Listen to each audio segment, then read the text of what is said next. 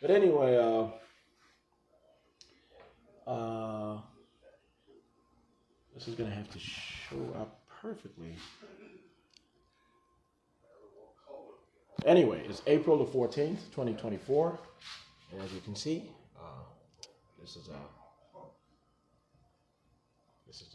the story on the news right now. Israel says it intercepted the majority of Iranian weapons round damage from Saturday's attack is minimal. That's essentially what it's saying.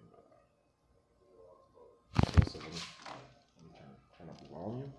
IDF spokesman who said it was a major escalation because previously Iran had only used its frequencies for So guys, activity. This is the first. it's April the 14th, 2024, and where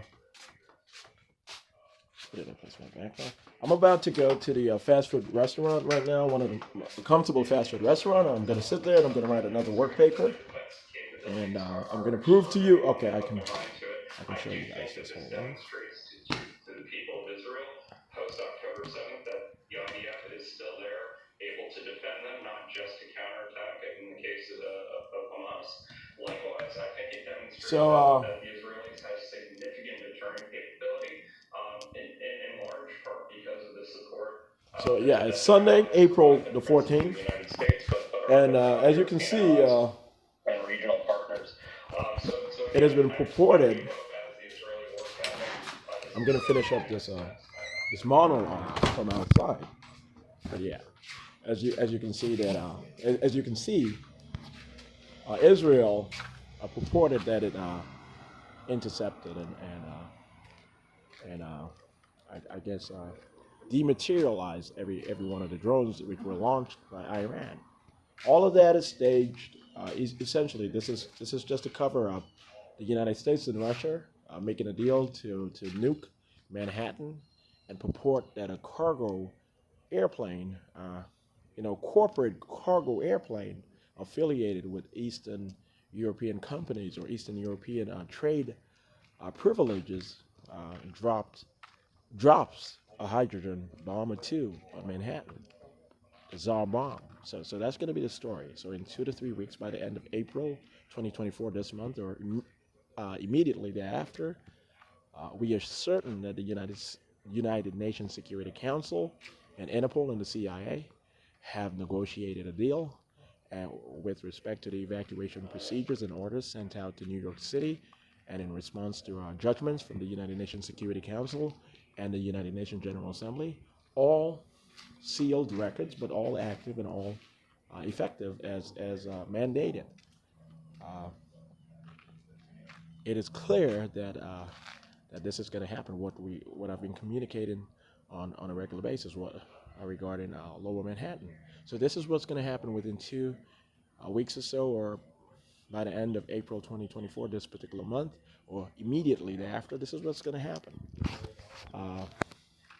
Russia is going to drop at least one, maybe two, but at least one hydrogen bombs, atomic bombs, the Tsar bombs on Lower Manhattan, and for the most part, all of Manhattan will be completely made ineffective, no longer functional. Lower Manhattan will be completely gone, and the rest of Manhattan will be thoroughly condemned and destroyed, and as I said, made non-functional. I said only an evil person would communicate that to the world. No, why would an evil person communicate that to the world? Only a good person and a good agency would tell the whole world in advance, and not just via evacuation orders, but in compounding that effort that this is going to happen, and we want to make sure that no one dies, and we want to make sure that everyone knows that what's going to happen immediately after is toward human development, and toward pre-heaven for the global society, the earth in general. Okay, so I'm going to have to explain this again. Guys, the United States of America, meaning the federal government as its representative, and Russia with the Kremlin as its representative, they have signed an agreement. And this agreement is stored in Interpol and CIA files all across the world, undisclosed and disclosed government databases, offices, and other spaces. And what is going to transpire over the next 2 to 3 weeks? It's not it's not some sort of braggadocious effort. It's not some sort of a message that a high universe or the high authority is here to condemn humanity until it's perfect enough, and it does not matter what people think. This is in response to the execution of innocent civilian Ukrainians at the hand of the Russian military per agreements with the United States government. And this is also in response to the issue of migrants here in the United States at the southern border and New York City. And so many claims and confirmations that migrants, especially Hispanic migrants, were killed and dumped in the river, Hudson River in New York, and the Rio Grande River in Texas at the southern border. So I want you guys to understand this. You guys are never going to be able to get to the point of saying he's never going to be able to speak perfectly again. He's too exhausted. So we're going to try to exhaust him, and we're going to try to delay the process as much as possible. You guys are not delaying the process. I have delayed the process myself. I made sure that no one would actually suffer any sort of harm due to what the United Nations has ordered. The Security Council actually, has ordered.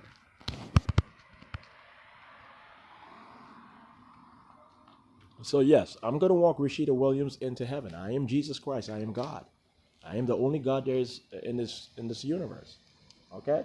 And over this universe. I'm from a high universe. I'm Big Brother in a high universe. And this is not a schizophrenic person speaking. This is per the request of the United Nations Security Council, and being honest and saying everyone needs to know that this young man is Shawn Dexter John, and that he is Jesus Christ reincarnated God. And there's just no point in saying that he must be crazy, insane, or schizophrenic. There's just no point to it. Okay, that's what the United Nations Security Council wants you guys to know. Okay, the world would not create a world war or global war just to satisfy some insane guy who just happens to be the nicest person we've ever met. No. It's time for us to grow up right now. That's what everyone is saying who have spoken positively about me on this respective matter. Okay? So, so I want you guys to understand this. All right?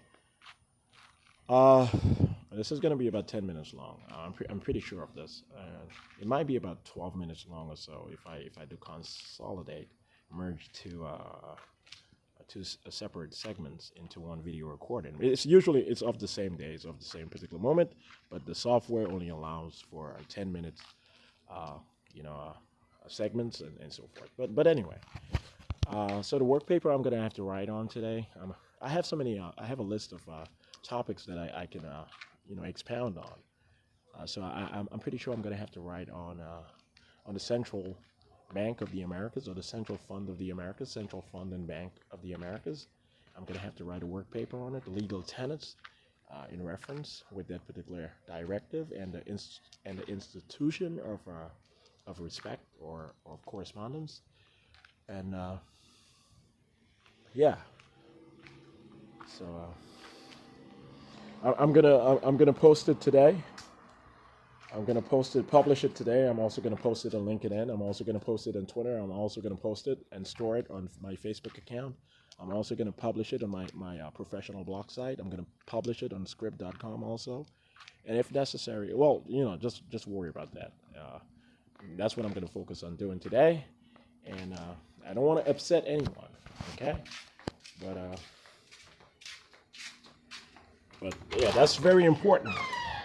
The Central Bank of the Americas,